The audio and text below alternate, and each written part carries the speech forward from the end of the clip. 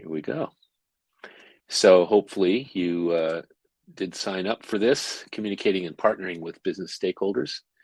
And it's a challenge. And I think primarily this is aimed at people who are in the training, performance consulting, staff kind of functions, as well as external consultants working with their business clients and stakeholders. And so the challenge is, how can we optimize our communication and partnering with them?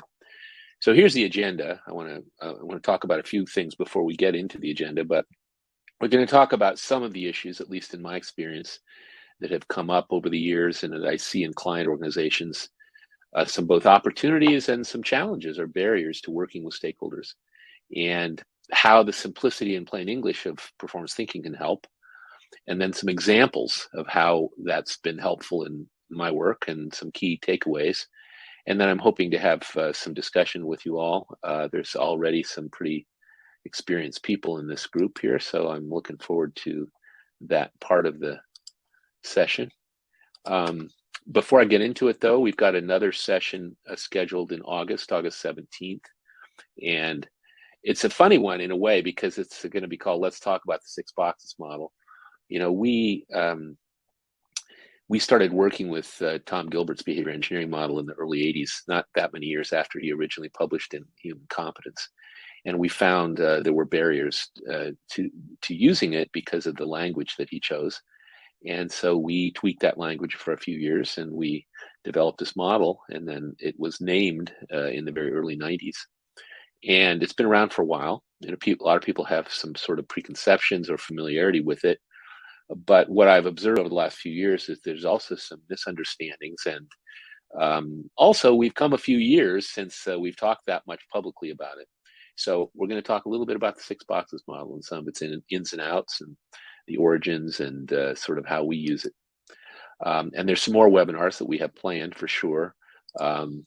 We're not sure if this is the sequence exactly, but one of the things is that our accomplishment-based approach makes for a very nice kind of template or framework for both onboarding and succession planning of people in organizations. So it's kind of a talent development topic, I suppose, and training also. And then change management, implementation, planning, and sustainment. Many of you know that we have a particular approach to change management, which is not incompatible with, but we think adds value to some of the traditional change management models. And we focus a lot on sustaining change. And then career path design, I'm hoping to engage Therese Longo, our client, who's been doing a good deal of career path design with our approach. And I'm not sure when we'll do that, but we're hoping to have a webinar devoted to that. And then day to day as a performance consultant, what I'm hoping is that one of our more senior colleagues who I've reached out to can partner with me on that session, just to talk about kind of the realities, frankly, of day-to-day performance consulting. So that's kind of where we're going. A couple other things is we didn't have a webinar in June, of course, because we had our 11th annual Performance Thinking Summer Institute, which we were ecstatic to do after having skipped it for 2 years due to COVID, and frankly having therefore about 3 years of actual time between the last one, the 10th and the 11th. We had not an overflowing group, but we had a little over 30 people, and it was really a wonderful experience. So we hope to, we're looking forward to next year. The funny thing is that we put information out there and some photos after the Summer Institute. We put them on some social media platforms, and people were saying, "Oh, that looks great. How do I apply?" And that just proves we haven't done as good marketing as we should, because there's no application required, really. We just let people register if they're interested.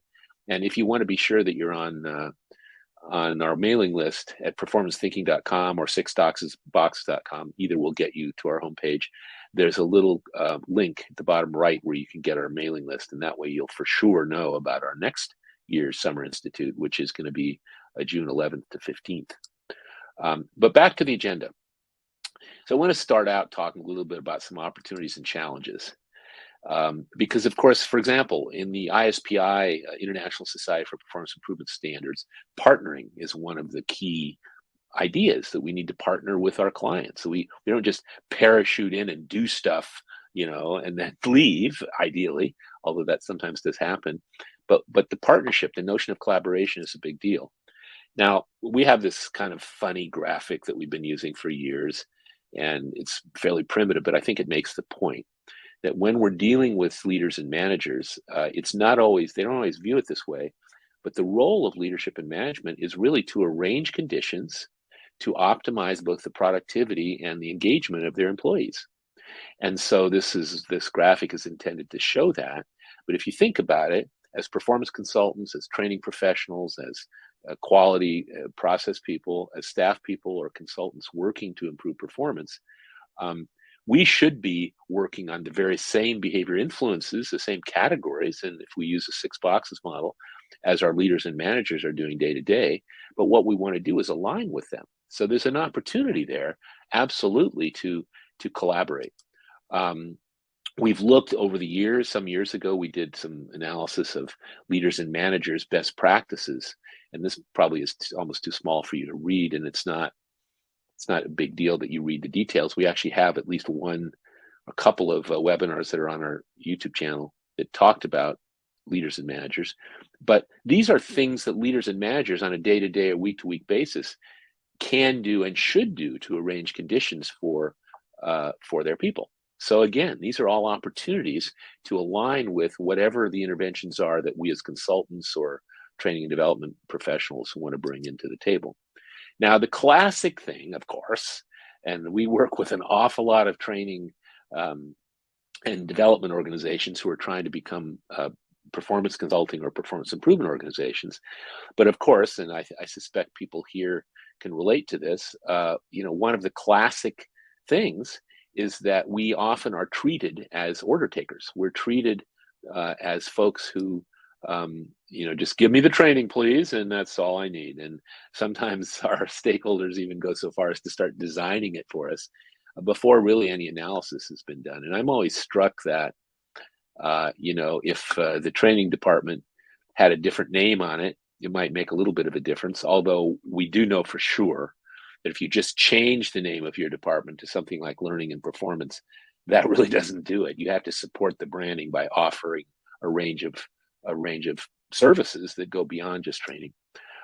We often talk about being stuck in the training box, and it's sort of in the order taker vein that clients will come to us, whether we're external consultants or internal, and they'll say, just give us the training. We'll say, well, there's some other things that might make a difference. Just give us the training and we'll handle the rest. And so we kind of get held into that space, even though we may have expertise to go outside of it. And so one of the questions, of course, is, do they handle the rest? One of the things we know from the 6 boxes model, from Tom Gilbert's work in the behavior engineering model, is that something like 80% of the leverage for the conditions that support or get in the way of performance are on the top row of that model. Expectations and feedback, tools and resources, consequences and incentives. And those are things, by and large, that are controlled by the organization, by the senior leaders, by the middle managers, by the people who are actually our business stakeholders. And so one of the questions is, do they handle the rest actually in a way that's consistent with what we try to bring in to improve performance on some particular project or initiative? We have a white paper, and we did a webinar that you can find on our YouTube channel at performancethinking.tv on this topic of getting out of the training box. And what we've observed over the years and shared with people is we think there's sort of two parts to it. One is that we as professionals need to learn some new capabilities for doing more than instructional design and training delivery, that we need to understand how to and be capable of analyzing performance and looking at the other variables. But maybe a bigger factor is we need to enable our stakeholders, our business clients, our the folks that we're working for, the decision makers. We need to enable them to let us do it, but more proactively to partner with us to do it. And of course, in those organizations, and some of the folks who are sitting in this session right now know this, in organizations where it's been possible for managers and leaders to really collaborate with performance professionals, the results can be tremendous. But it sometimes takes quite a while for that sort of change to occur.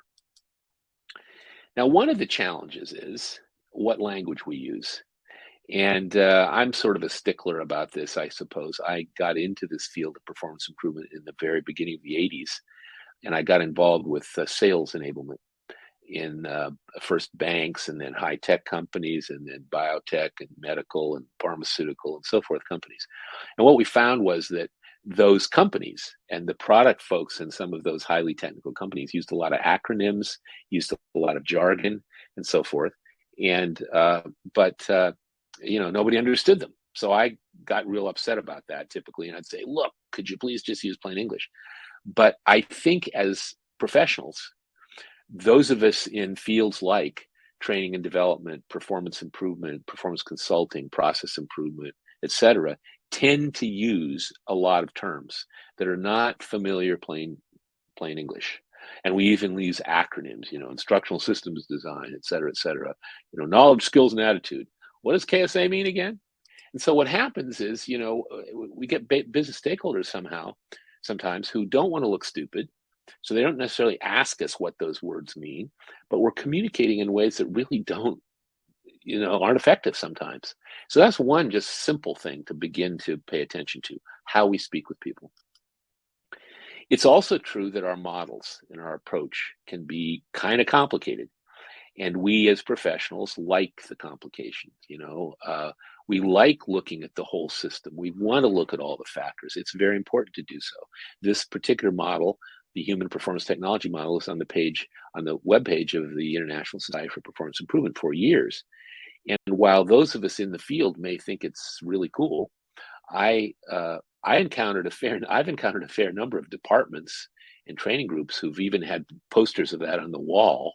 And they've said things like, well, we're trying to do that, but it's kind of complicated, it's kind of difficult. And so, and from the point of view of the stakeholders, it's like, oh man, that's a lot of stuff. How long is this going to take? So complexity, I think, gets in our way as well when we use our own internal models and frameworks that are complicated to communicate with our stakeholders. Now, we happen to think that performance thinking, our particular combination of models and how we use them, offers an important solution because it's been driven by these two notions of simplicity and plain language.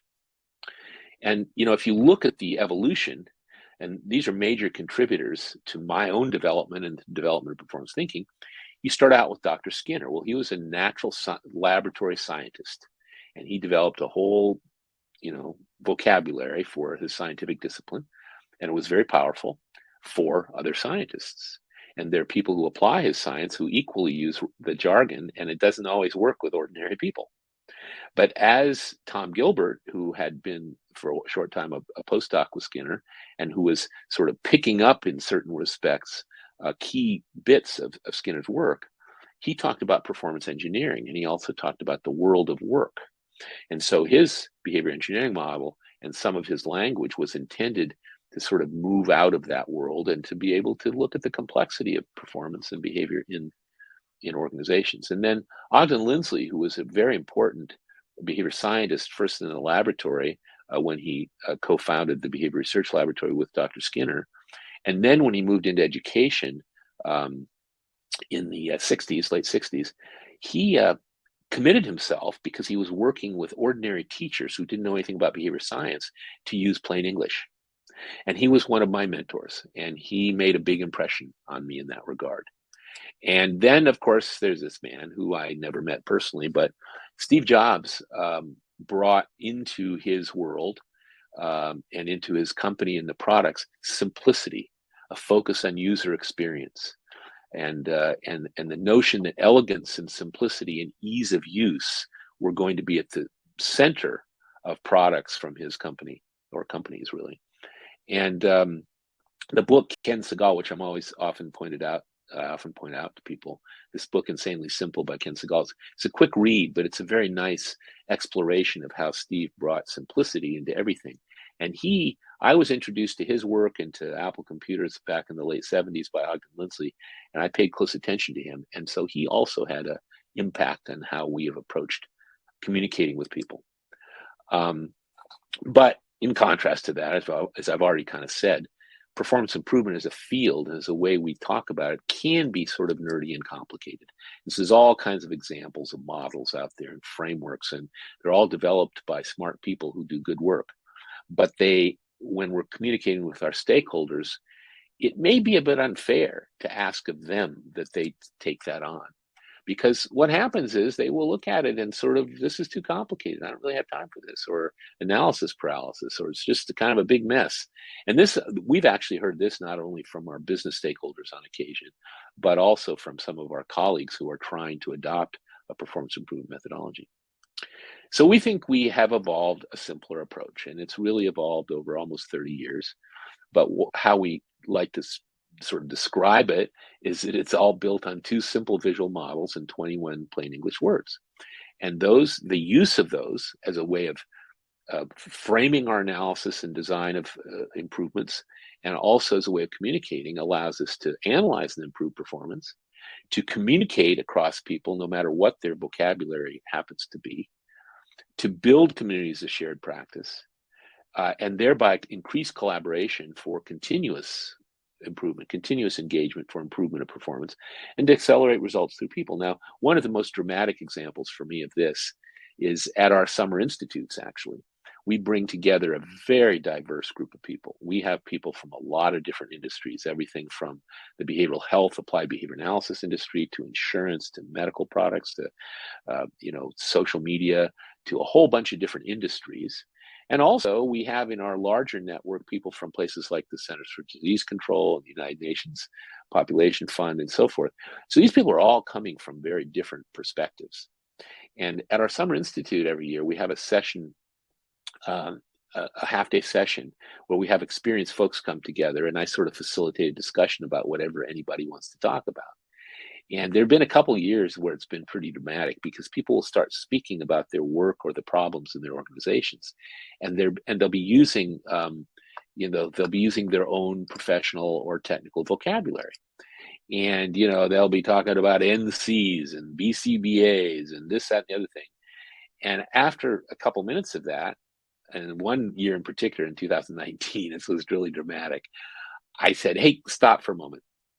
Can you all please not use first of all, not use acronyms, and secondly, not use your industry jargon, and just speak in plain English and use the language of the performance thinking models and see what happens?" And so it was like a fog lifted, or a curtain was lifted. All of a sudden, the communication across these very diverse groups of people could happen. And we see that in organizations inside of them too, when people in different departments. I'm working with an organization now with some sales training folks and some sales operations people. And very often they have kind of different perspectives on things, and we're trying to bring people together with the shared language. So we think this approach is simpler.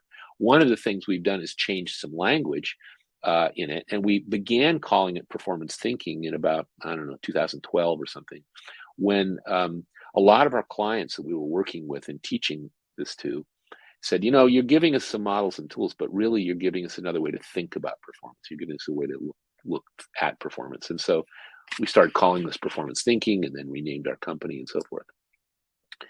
Now, I always like to throw this in, but I think I actually say this is the best professional compliment I've ever had. And early in my career in the 80s and 90s, when I was beginning to develop this more plain English approach to things, but also very much trying not to be an academic, nerdy person, especially with salespeople who don't always have a lot of tolerance for that. A senior vice president of sales said to me, he says, "You're not too bad for a guy with a PhD." And I love that comment. It's still right up there for me, because I think what that means is that I wasn't being sort of arcane in my language. I wasn't being complicated. I was speaking in a normal, ordinary human way, and we could do business together. And so for me, that's that's what we're looking for. We're looking to be really genuinely partners with our clients and stakeholders. So there's a bunch of things that the performance thinking models address and talk about. And one of them is just very simply the definition of human performance. And what I've observed over the years is, if you ask a group of people, well, when we're talking about performance, what do we mean? Or you ask them to define it or something like that. You can have a room full of people in the same company, and they'll talk about results, they'll talk about behavior, they'll talk about achieving our numbers, all kinds of stuff. good stuff, but there's no simple, clear, agreed upon way to look at the elements of it. And so Tom Gilbert got us halfway there because he talked about focus on valuable accomplishments. This famous quotation that I have in probably 90% of my presentations from Tom in Human Competence, where he said, in the great cult of behavior, which means pretty much everybody that he encountered, leaders, managers, training people, etc. Behavior itself is viewed as an end rather than as a means to an end, but we must enable people to produce accomplishments, the valuable products of behavior. Now, that word is a cool word. What we found, however, some years ago when we started looking in the literature, not only of performance improvement, but also of organizational behavior management and other places where people use the word, is that actually it meant a lot of different things to people. And so we coined a phrase, work outputs, with interests of plain English and simplicity, because what we found was accomplishments, if you look it up in the dictionary, means more often the completion of behavior than the products of behavior. So it's a great kind of marketing word, and we use it a lot. But from a technical point of view, we're actually talking about the countable products of behavior, work outputs. And so, but the point is that Tom's shift not only shifted us as performance professionals to what's really valuable, which is the valuable products of people's behavior in organizations, but it also, I believe, gave us a bridge to our business stakeholders. Because even though they may talk a lot about behavior, the reality is, whether they're in sales or IT or any other field in business, they're trying to accomplish stuff. They're trying to contribute things. And so the notion of accomplishments or work outputs is something that is not really foreign to business people, in my experience, once you talk about it a little bit. But they still, sometimes you can get people to understand what you're talking about, but then they'll say, like, what do you really, so what's the point here? How come you're really so focused on this work outputs thing? And this actually came up specifically in a conversation maybe 4 years ago I had with a very senior colleague of mine in the behavioral health world. He's a CEO of a behavioral health company, and he was getting turned on to this. And he has a background in behavior science. And so I was turning him on to being accomplishment based or work output based. And he asked me this question. He said, so tell me again, what is the deal about that? And all I said was, have you ever been in a meeting that didn't produce anything of value? And that was the reaction. Because what you realize is that everybody has been in meetings like this. And as soon as you point out that a lot of times meetings are just blah, blah, blah, there's a lot of behavior and talk, and they don't come to decisions or agreements or next steps or plans or designs or whatever the product is, you realize there's an awful lot of wasted time and behavior sometimes that doesn't have valuable products. And so that made a point with him. And I dare say every business person that I've ever asked that question about, have you ever been in a meeting that didn't produce valuable, they do that. It's like, oh my gosh, yes, of course, now I get it. So the performance chain, of course, puts that in context, because the performance chain that says that work outputs are valuable to the extent that they contribute to organizational business results, and that the products of behavior. And we arrange behavior influences to make that behavior happen to produce the work outputs. And so this is our performance chain model. And we use it as a way to talk about our work and to teach people how to think about it. And we point out that it works from left to right, and that you analyze starting from right to left. And so that's pretty straightforward for people. And it allows us to take this notion of work outputs or accomplishments and put it in the context of how it goes, how it works, and in day-to-day life. And we can find those work outputs or accomplishments in processes. And many, many business people or stakeholders get it, that processes are the way that things value get delivered, created and delivered in organizations. They may not be experts at process analysis. They may not be followers of Gary Rumler or whatever, but they get it about processes. And so if we just point out to them, it would be valuable to you to think about the products of each step in those processes, because we could measure them better, and we could probably diagnose where things go wrong better, and we could look at the handoffs and all that. So people get that. And then an idea that they aren't usually familiar with, but they begin to get excited with. And we have an executive coaching methodology that uses this approach. Whereas you say, look, we can look at individuals too and roles. Like for the sales director delivers these work outputs or these contributions to her or his customers. And so people begin to get that. They've not thought about jobs that way usually, but you can define a whole job in terms of outputs or accomplishments.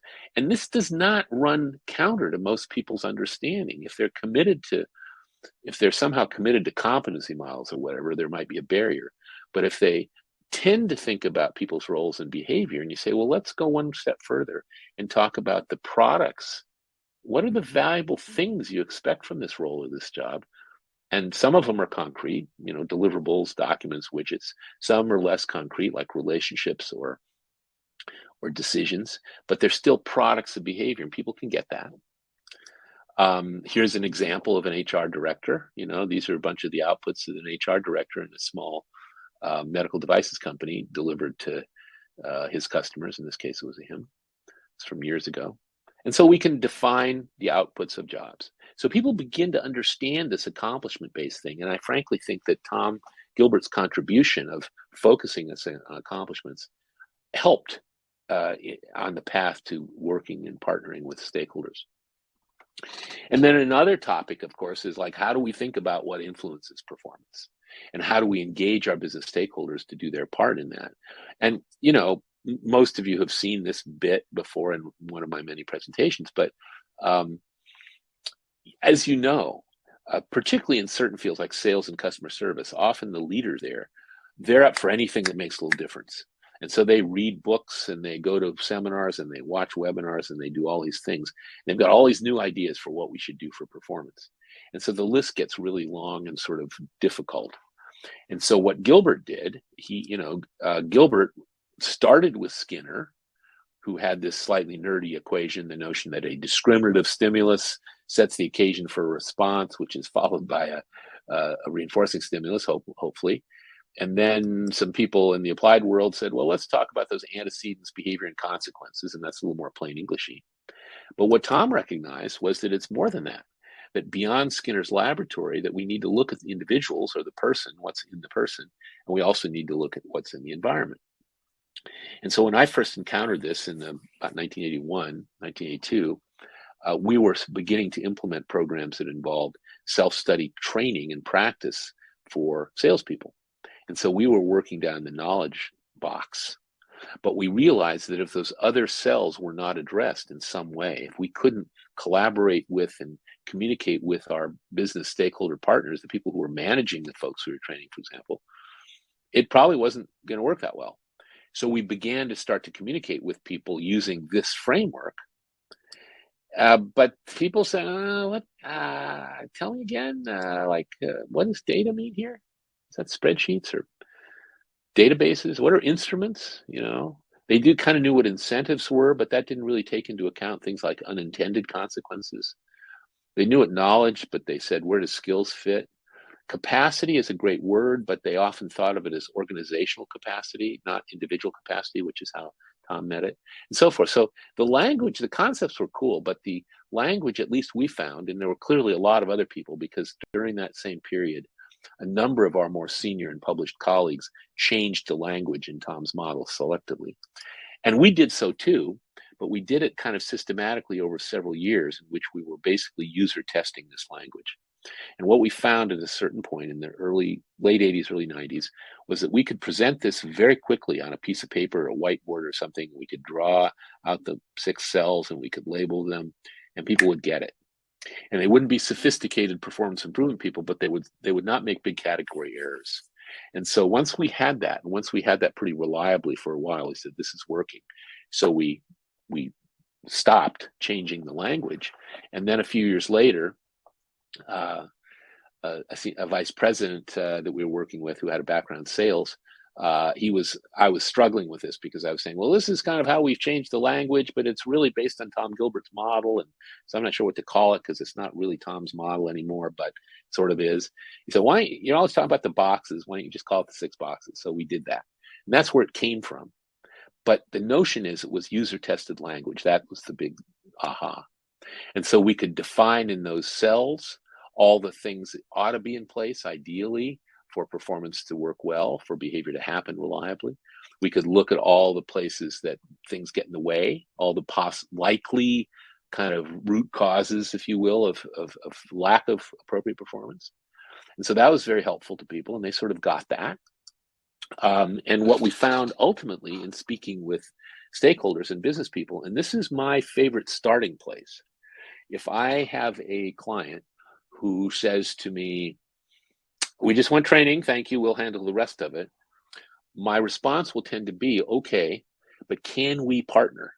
Because what we know is if you do training, which can be expensive and time consuming, even learning in the flow type of training, if we take the time to design and develop and deliver that, but we haven't tweaked expectations being set by managers and supervisors. We haven't provided a little bit more feedback in the beginning so people can really apply what they've learned. We haven't ensured that the tools and resources they have are really working for them. We haven't recognized when people successfully apply what they learn. You're not going to get the ROI you need. You may invest a lot in your training, but you're not going to get the payoff necessarily. And not only that, but these categories in the 6 boxes model let us think about different things that can serve these functions. So maybe there's different ways, less expensive ways to set expectations, to provide tools and so forth. And maybe if we have our sales managers or our supervisors or whoever it is that's in the leadership and management role in a particular situation, focused on the behavior influences in the top row of the 6 boxes, that are consistent with learning whatever it is we've helped the people to learn, we will have talent development and management lined up together, consistent with one another, pointing in the same direction. And if we talk with our stakeholders at the beginning of a project and say, we never really get this 100% right. You know very well, we're not going to get this perfect. So we want to come back a few weeks, month, whatever later after we've maybe introduce the training and put in place whatever other interventions. And we want to do a quick and dirty check because we're probably going to discover some behavior influences we can tighten up, and we can partner with you to improve that.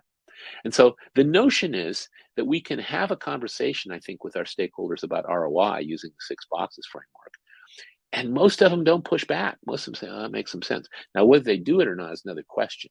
And we may have to help them provide the functions that they need to provide, but at least they can begin to get that the world is not just about training, that there's other variables. And then, the other thing that we sometimes talk to people about is like, how do we do this? How do we do performance improvement? Now, there's a thing that I try to get people in our practitioner program to do. And it's kind of a whiteboard exercise. We even give people a little mini whiteboard with some dry erase pens to practice it. But the idea is, I've done this countless times, especially pre-COVID, when I'd actually be in the office of a new client, a vice president or a director of something, or whoever it was a client. And they called us in to talk about some challenge they had. They wanted to improve their new hire training, or they wanted to do a better job of onboarding, or they wanted to optimize their sales performance. And so I have a discussion with them, learn a lot about their business and what they tried and what they hadn't tried. And then I'd say, that's really helpful. Thank you. I appreciate that. Can I use your whiteboard for a minute? And so what I would do is I'd say, I think I can show you, just by showing you these little models, how we think about it. And so we, of course, start with business results. We want to know what's at stake in this project or this effort. Are you concerned about revenue or profit or operational efficiency or safety or employee engagement? What are really the organizational results we care about here? Let's get clear about that.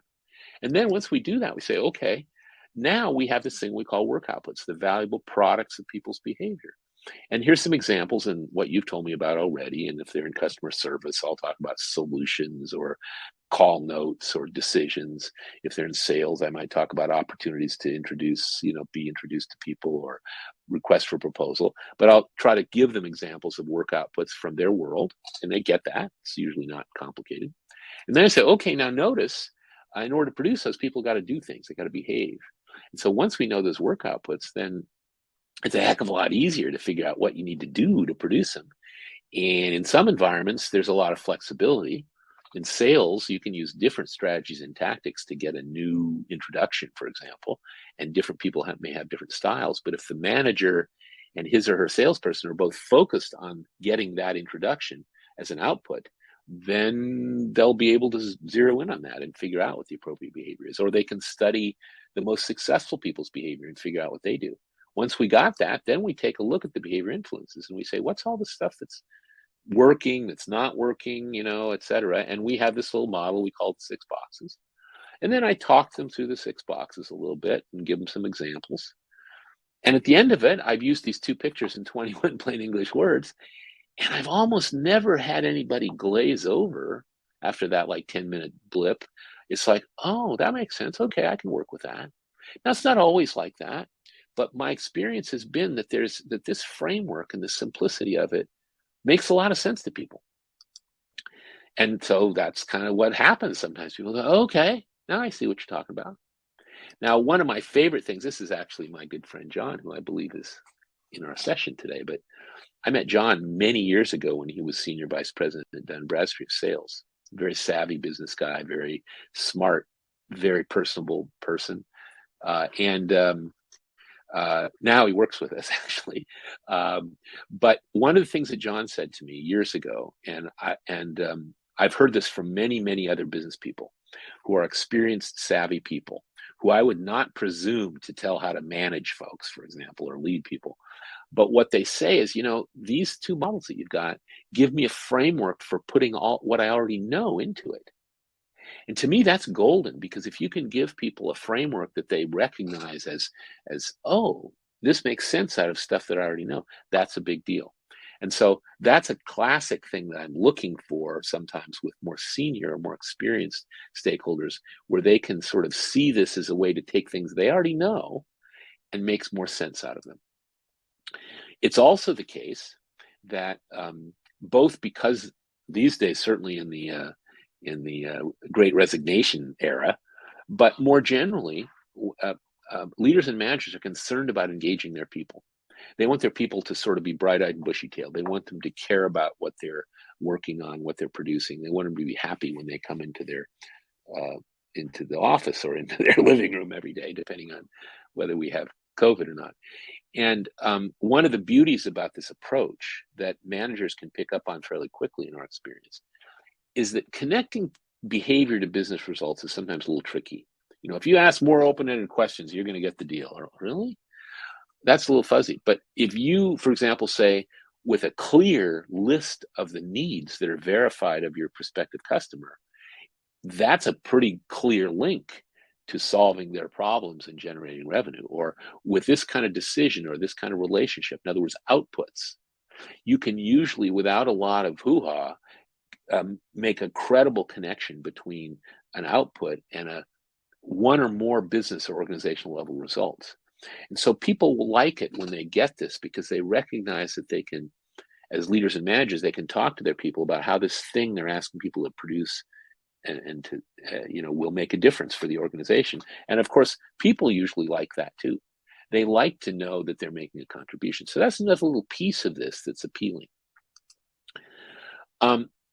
The notion of shared vocabulary crosses all of these things, but I had a very interesting experience recently, which brought this to the surface for me, which is that I was asked to go to the Netherlands to do a series of workshops for a very large company that I'd never heard of that provides technology for chip manufacturers all over the world.